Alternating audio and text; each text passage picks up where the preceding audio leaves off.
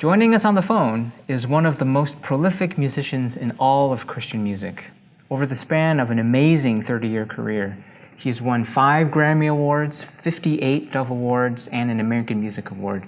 He has 48 #1 singles. He sold more than 11 million albums over his career, and he has 8 certified gold or platinum albums.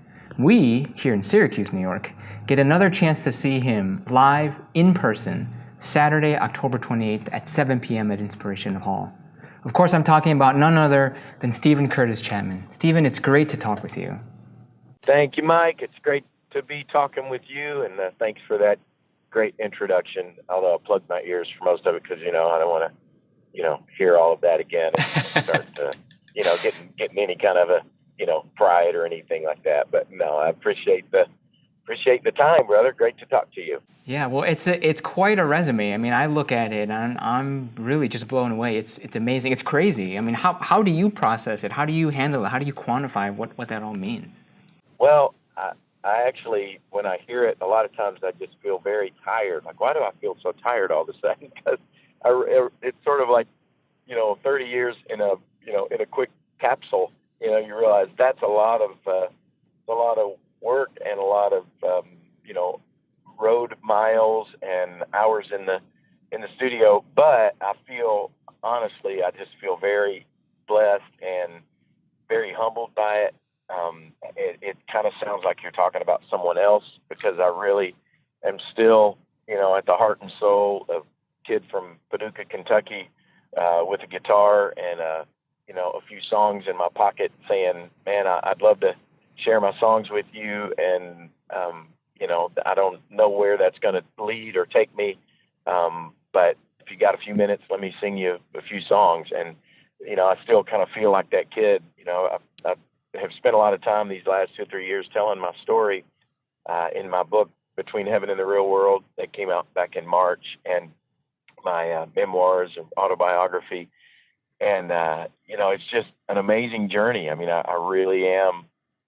There's no one more amazed and surprised kind of by all of it than me as I look back and think about this journey I've been on and the incredible blessing of, awards and just people listening and responding. And I guess that's what all that represents. When you talk about awards or records sold or singles and Dove Awards, whatever, it just means people have journeyed with me on this 30-year journey in a close way, and I just feel very, very blessed by that.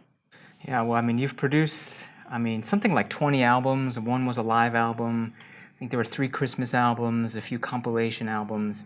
Interestingly, though, through all that time, you've only released 1 worship album, and that was your most recent album, Worship and Believe, which was released just last year in 2016. It seems like, nowadays everybody's releasing, it's a good thing that everybody's releasing a worship album or even multiple worship albums. Why just the 1? Well, as a way to kind of, I guess, qualify that a bit, and that's exactly what I've said and what all of my press and all of that has said is that this is my first worship album. But, for me, I feel like every album I've made, really every song in some way is a worship song, a worship album, given that my hope and desire with all the music that I've made is that it would ultimately accomplish the purpose of worship. It would point people to God. It would draw people to consider, their relationship with God and his involvement in their lives. And so for me, if I'm writing a love song to my wife, like I Will Be Here, a song of commitment, or if I'm writing a song like Cinderella about being a dad that, is involved in the lives of my children and dancing with my little girls while they're still little and want to dance with me before those moments are gone. To me, that's all worship at the heart. It's loving people well that God's put in my life as an act of worship to him. And so, in a way, all of those feel like worship songs, but the real, more specific genre of what would be considered It's called corporate worship music or congregational worship music. Where we're invited to really sing together. My songs tend to be more, story songs and songs that you listen to and maybe sing along in your car. But they're not songs that you will hear, as the typical congregational songs in church on a Sunday morning. I've often laughed and said I'm the offertory or the special music. That's where you'll find my songs, but not in the category of the songs being sung by the congregation. And yet I love those songs. But for me, those kinds of songs, just very kind of songs of declaration, declaring and repeating scripture and God's word, have become even more significant in my life in the last 9 years. 9 years ago, when we lost our daughter Maria in a tragic accident, and the songs like particularly "Blessed Be Your Name," and being able to just sing those songs with other people and have those very simple yet profound truths to sing over and over again, like the Psalms. The Psalms became very kind of like a lifeline to me, kind of like oxygen to my lungs, to have those Psalms to just go back and read over and over again and to declare. And I think because of that, I knew that I wanted to write some songs that would be like that, some songs that would just kind of proclaim, and declare, and were written in a way that others could sing with me, an album full of those songs. So that's really where the album Worship and Believe came from. Well, I mean, obviously music is one of the central elements in your life. And even those of us who have just followed, like you said, followed along with you as, you've created new music, we can see obviously music is such a core element. But you've also been taken to writing books as well. I think Speechless was one of your first books way back around 99, 2000 or so. Restoring Broken Things, Cinderella, the Love of a Daddy and His Princess. Your wife, Mary Beth, also wrote a book called Choosing to See. With music being such a central part of your being, what motivated you to start getting into writing, and specifically writing books? Well, I think, with everything there's with all of the songs I've written, I've often said that there's, for a 3.5 minute, 4-minute song, there's sometimes, 3 or 4 years or maybe 30 or 40 years of life that go into that song and backstory. And I try to tell some of that in concert, but there's never the time, even in an interview, to really go into depth of a lot of that. And so books give you the opportunity to do that a little more. Again, to kind of clarify a little bit, the Speechless book was written, as was the Restoring Broken Things book, with my pastor and very good friend, Scotty Smith. And he really is the author. I mean, he's the pastor, teacher, author.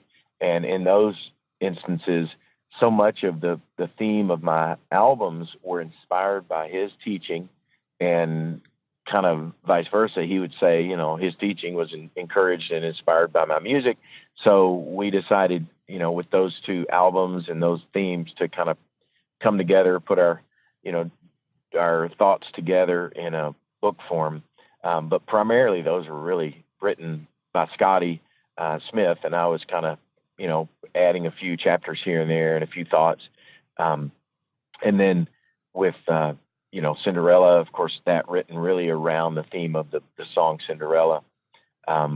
Mary Beth's book really was, I think, a lot of what inspired me to write my story between heaven and the real world. Mary Beth shared her life story, her journey, even before she met me, and then certainly, her journey of just the adventure that it's been on this journey with me, and all the things that have come along with that neither of us could have ever imagined when we started our journey together with $50 in an old green Ford Pinto as our one car, as we like to say, because that's how it all began with us. And her book is just beautiful and honest and painful, she shares, of course, as a mom, her journey of losing our little girl and just the pain of that and the ongoing challenge of that.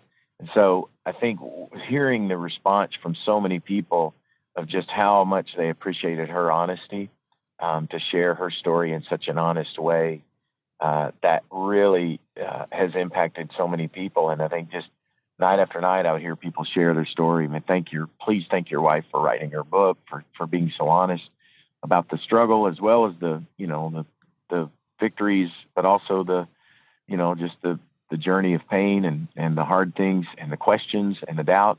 And I think just, hearing how much that encouraged people, it really was part of, I think, the kind of the wind in my sails as I told my story, to be very honest, to really say, one time I won't do this again. I'm not going to write, ever again a memoirs or an autobiography. This is my one chance to kind of share the story of my journey. And it just felt like the right time to do that. I've been asked over the years about that. Different publishers might say, hey, would you want to write a book, tell your story? And I've always kind of said, someday I think I'll do that. But finally it felt like someday had come, and it was time for me to sit down and really share, what this journey has been like, and just invite people to kind of take the journey with me and remember my story in a way that hopefully would encourage those that read it in their own story, in their own journey, not just to kind of say, hey, here's something that, might take some time, take up some of your time, entertain you, or, just kind of give you information. But my hope in writing it and telling it, my story, is that others would really be encouraged in their own journey and their own story. Yeah, that's great. What is one song that you did not write that means the most to you?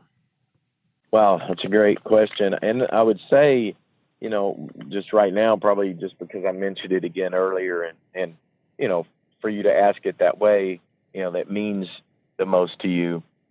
I really think I'd probably say "Blessed Be Your Name." My friend Matt Redman, who wrote that song, really just from the book of Job. Much of it is straight from Scripture. So I guess I'd have to say my friend Matt Redman and my friend Job wrote that song. But it's such for me, because it was so much of a lifeline, literally at the darkest places in my journey, to hold on to and sing that song. And Matt actually was very gracious and came to be at the memorial service when Maria passed away, and sang that song, led us in worship with that song. And after that, I actually sang that every concert I did, probably for a couple of 3 years. I would open every concert with that song. It came to mean so much to me, to just, to choose to say, I'm going to keep trusting God, even though, this doesn't make any sense right now. And just the importance of that in my own story, in my own life, I think has kind of cemented that song in my heart as one that is just very important and very special. Well, we're here talking with Stephen Curtis Chapman, who you'll be able to see right here in Syracuse on October 28th. That's a Saturday at 7 p.m. at Inspiration Hall. Stephen, this tour is called SCC SOLO. What is unique about this show? Well, I have, of course, through the years had the privilege, of having some amazing musicians, some of the best musicians on the planet. I was listening to one of my concerts, a live concert from several years ago, the other day, and I just was thinking, gosh, I've been so blessed to have incredible world-class musicians around me over the years. But, I love, as much as I love that, I really love when I get an opportunity to just, grab my guitar and sit on a stool, stand in a microphone in front of an audience and just take people on a journey. And it feels kind of like that's the season right now that I'm in, of having told my story in my book and remembering. There's something so powerful about remembering and important, even when you look at the Bible and you look at the Old Testament, when God told the Israelites to go build, remembering places, memorials, stones of remembrance, where they'd go tell the stories over and over again of, what God had done in their journey and in their exile. And I think that's something really important, to tell our stories, to remember our stories together. And it feels like, this season that I'm in, just being able to, by myself, take an audience on that journey, to laugh together, take them places that I've never really even been able to do when I have a band and just the concert setting of a band and production and all of that can be limiting in a way, because the band has to know what the set list is and all of that. And it's kind of, everything is a little bit more set in stone. And this just allows me kind of more freedom. And it also allows me to, play the first song I ever learned on the guitar, that my dad taught me, a Johnny Cash song, and say, here's a little bit of the first song I learned, or here's this song that, that I sang, years ago. And hey, here's a song I haven't done in concert ever, but it's really special to me. And, it just allows me the freedom to do that. And more than anything, again, it's just kind of a different night. It's a very, very much a kind of a journey that I'm taking the audience on with me, and doing that, just me and a guitar, and kind of playing the songs the way they were birthed, the way they began, when it was just me sitting down with a guitar writing these songs. Well, it's going to be a fantastic time, and I do think it's going to be a once-in-a-lifetime opportunity, especially for our ultimate VIP ticket holders, who are going to be able to sit right around the stage during the concert and then enjoy a post-show dessert reception with you there with them. And so that'll be great, and it'll really be a great time. Well, I'm sure looking forward to it. I always love coming, visiting you guys in Syracuse, and the special, I'm not doing a whole lot of these, only doing this fall about 9 or 10 of these kind of solo concerts. So really looking forward to getting to come be with you guys there. Well, it's going to be great. We're looking forward to seeing you again. That's Saturday, October 28th at 7 p.m. Stephen, thanks so much for your time.